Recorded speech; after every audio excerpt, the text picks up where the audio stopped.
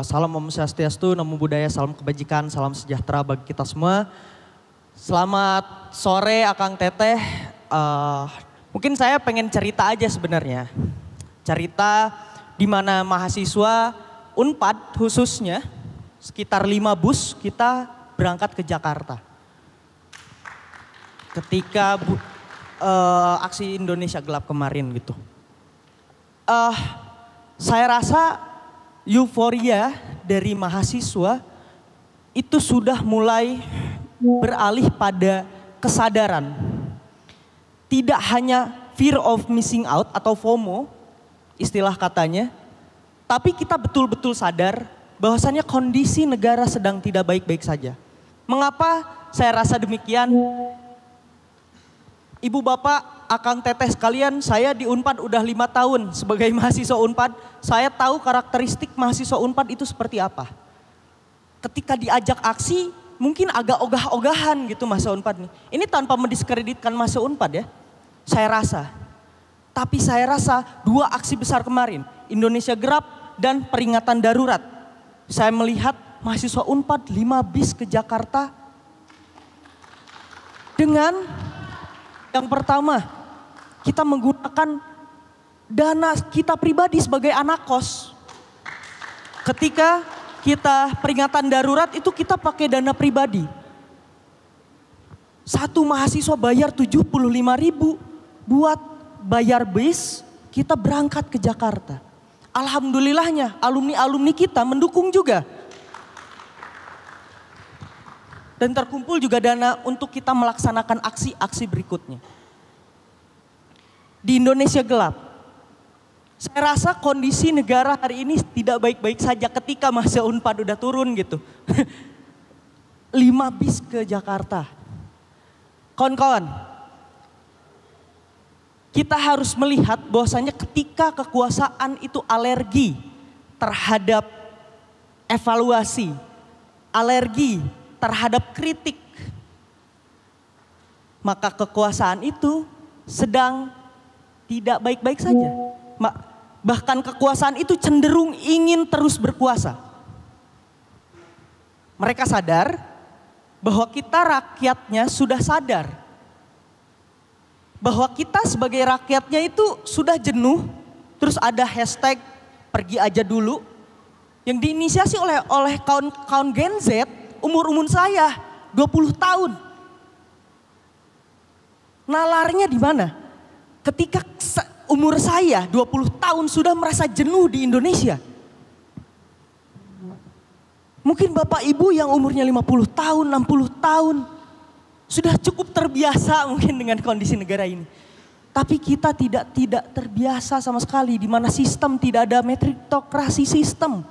Di mana setiap pemangku kebijakan atau pejabat-pejabat yang menduduki kursi kekuasaan itu bukan berdasarkan kapabilitasnya.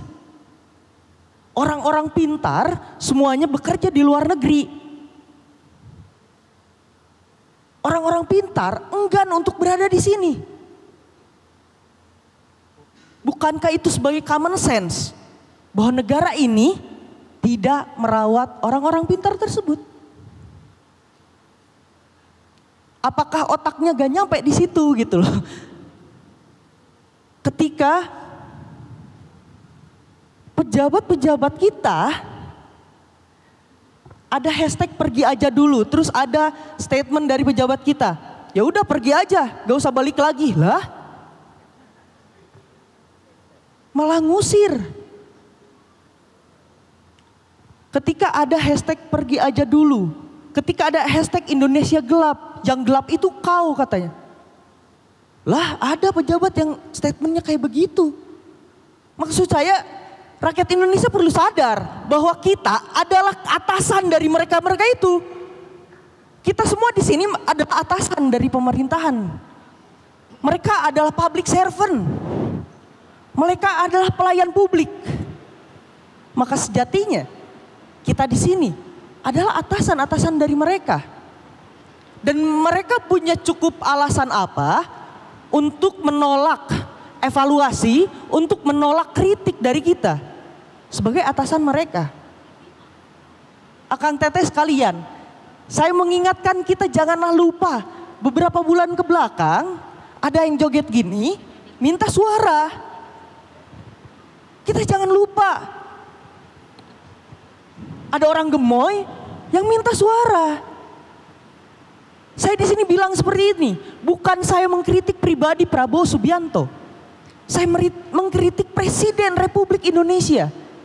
Yang saya cita-citakan bahwasanya seorang pemimpin negara itu pro terhadap rakyatnya. Itu menyayangi rakyatnya.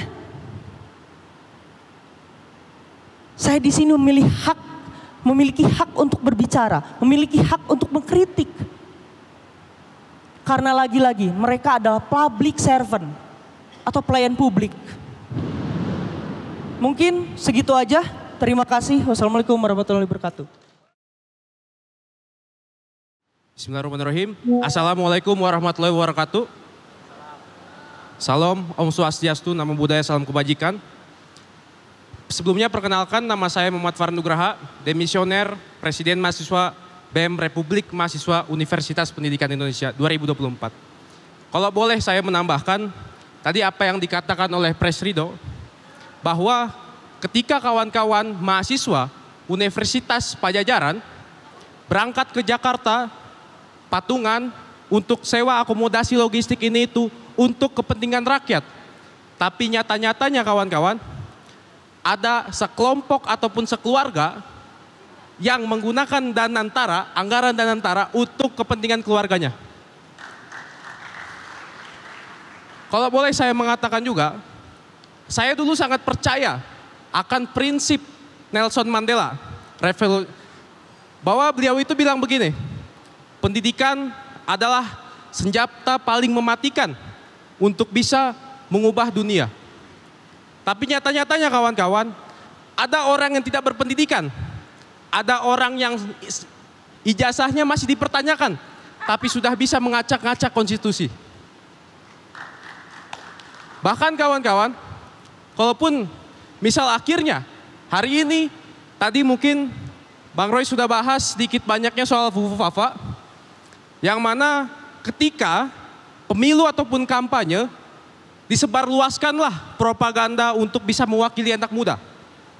Tapi bagi saya, Fufufafa ataupun Gibran ini bukan mewakili anak muda semua, tapi mewakili anak Jokowi. Karena begini kawan-kawan, izin semua Bapak Ibu, di tengah-tengah kondisi gelapnya Indonesia hari ini, bagi saya hanya ada satu kata, yaitu lawan. Oleh karenanya, kalau tadi moderator bilang semuanya itu palsu, bagi saya yang asli, yang real, yang bisa konkret kita lakukan hanyalah gerakan di Bandung hari ini. Untuk itu saya rasa selama 2 jam ataupun waktu ke depan, ini menjadi bahan refleksi kita semua.